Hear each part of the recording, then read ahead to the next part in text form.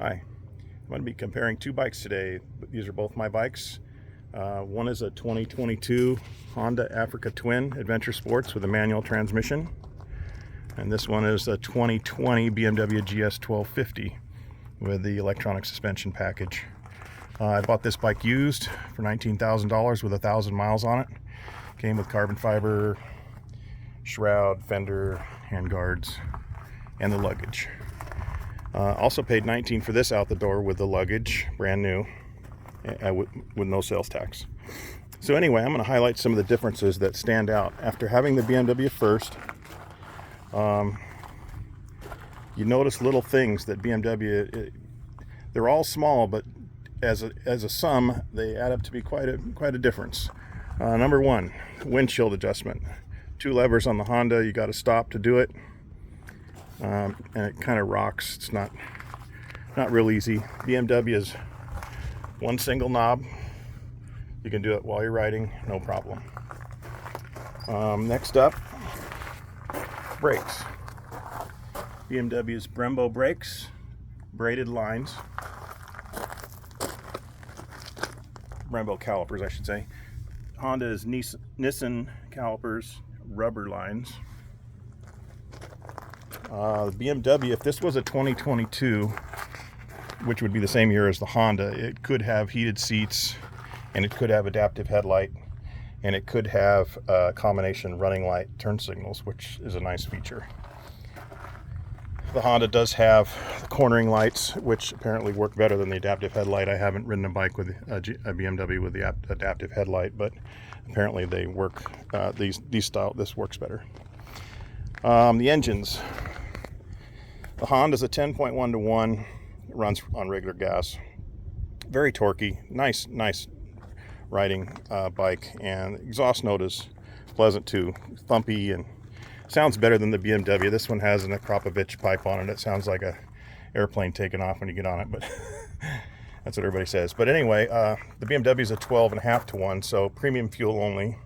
Well, not only. It'll run on regular, but it doesn't like it. I did have to run regular down in Baja, Mexico, and it's not happy. It runs fine, but if you work it hard, you can hear it ping here and there, and it's not good for it. So the telelever front end, it's magic on the road. It seriously is. The bike tracks so well, corners well, and part of that is a 19-inch wheel too, and wider tire. Conversely, the Honda is a 21-inch, so it's going to perform better off-road. And it corners well too. I don't think I would take anything away from it. The power on the BMW is about 33% more, but out in the real world, you don't really notice it. It's pretty close, actually. The times you might notice it would be, let's say, two people and you're fully loaded with luggage, and you know the BMW's that torque is going to help get you going better. So some of the next things. I'd never liked keyless ignitions when I had a Ducati because they're problematic. No such issue with the BMW, and it's so much easier. You put the key in your, zip it up, and it never comes out. Basically, you start the bike that way. That unlocks the forks. Oops, that unlocks the forks. The screen comes up quickly, and it's arguably a better looking screen. The nab is built in. It's got a key lock, key to the ignition key. When you shut it off to get fuel, it automatically unlocks the cap, which is nice. You don't have to pull the key out of it, ignition, put it in the gas cap, and put it back. The other thing is you can leave the bags unlocked on the BMW. You don't have to lock them. So when you're riding, you just get off and open them up. These are Vario slides. I'm not going to comment on the aluminum ones because I don't have those, so they may be similar to the Hondas, but I like these. And the other thing that's nice about these, when you take them off, there's no metal bracket, which you could make a case for. Having a bracket would protect the bike if it fell over on or off road, but personally I like having no brackets on there when I don't have bags on there because it looks cleaner, and if you're just riding downtown or whatever, it's nicer in my opinion. All three of the varios all three of these bags are vario slides. Also on the bags, BMW attaches directly to the bike. There's no intermediate bracket needed for that. Honda, you have to buy a bracket that bolts onto this rack, and then either the plastic or the metal tail trunk. So that's one thing. And also, along with the key thing, I believe these are Gibby bags, but they're Honda. I mean, they're Honda bags, but they're Gibby, I should say. You can't leave them unlocked. So in other words, when you stop, you got to take the key out of the ignition, turn off the bike, unlock it, open it, do whatever you're going to do. You can take the key out like that, but then you can't just close it and lock it again. You got to put the key back in and finish locking it. It's just cumbersome to me. That should be rethought, in my opinion. Okay, single-sided swing arm, definitely an advantage when you're changing the tires. 5 minutes easily off, and 5 minutes back on. The Honda's probably 15 minutes on, 15 minutes off. Also, GS's, I think you'd be hard pressed to find one that didn't have a center stand on it, whereas the Honda does not come with one. That's $250 or something. So it makes it difficult to do a tire change. I had to use my friend's twin post lift and strap the handlebars down, keep it from falling over. Shaft drive versus chain. Shaft drive on the BMW, less maintenance, just a better system, honestly. The chain sprockets, while you can change your ratios with that, on the BMW, I've never felt a need to go either numerically higher or lower on the gear ratio, so really I don't see an advantage there at all. Skid plates, bash plates I should say. Sorry, I'm old. Looks like the Honda's a little bit better protection, although one thing good about the BMW, if you tip this bike over, it doesn't fall all the way over. In fact, I've tipped this over with these carbon fiber handguards on. It didn't hurt them at all. It lands on these crash bars and it just stays there. So, and it's much easier to pick up when it does do that. So, warranties: BMW is 336, Honda's 1 year 12,000. I did have an F800 GS that lost a rear wheel bearing, and they did not cover it on warranty. They said all bearings are a wear item, so I guess they have a different idea what warranty is than the customer, but that pretty much excludes everything in the engine if they don't cover any bearings. So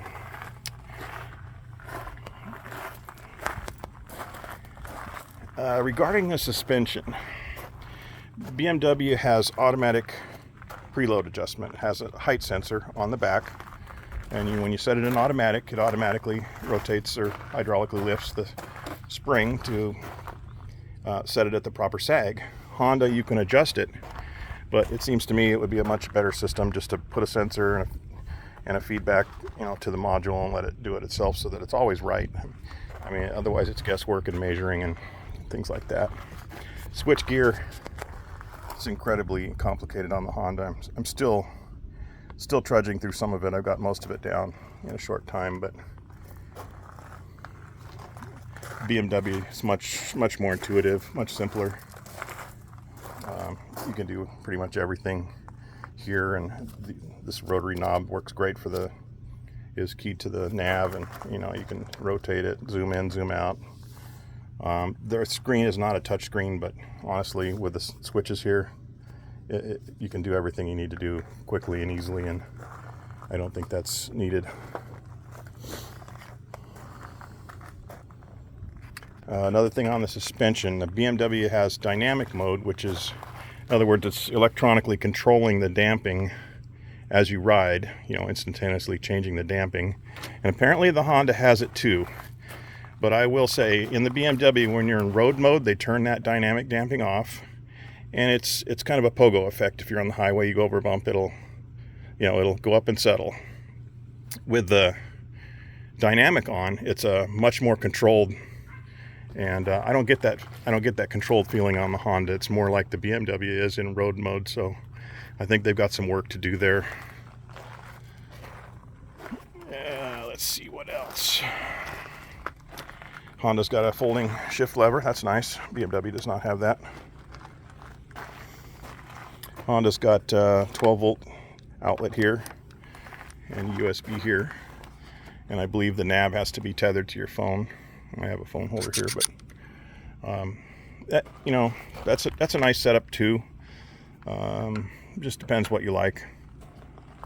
Google Maps are probably better than the Garmin, honestly, but I like having everything separate. I don't run my Cardo headset through my bike and then to the phone. I run my phone directly to my headset, and I leave the bike out of the loop because it just seems to generate problems and connectivity issues. And I don't need to use all these buttons to change stations or songs or volume. It's not necessary. Let's see. That pretty much covers the differences. A seat's much more comfortable on the BMW. For two-up riding, especially on the road, the BMW is no comparison, way better than the Honda. I mean, the Honda's good, but the BMW is just better. I mean, in almost every respect, it's better. Braking is very similar on both. One finger front brake, no problem. Excuse me. Trying to think of anything else I left out.